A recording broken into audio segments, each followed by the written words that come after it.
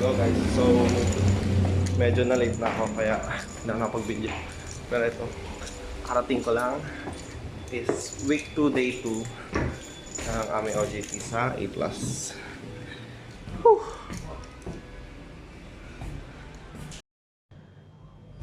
Progress report check.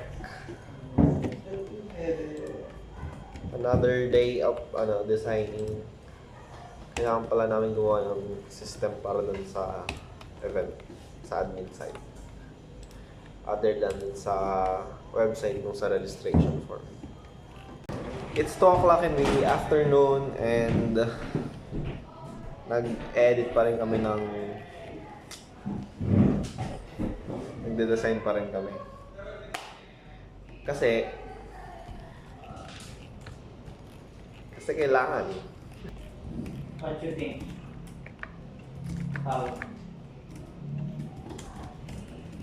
Alay yung fade. Yung mirror.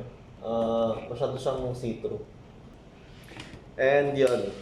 So, nagde-design kami nung system para sa admin. And yun, kakatapos ko lang.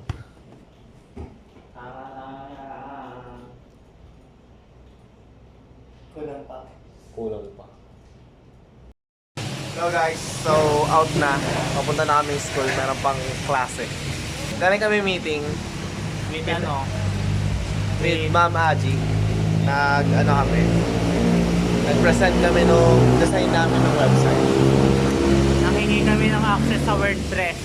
Yep. Saka sa domain name. Kailangan namin ng hosting eh. So ayun.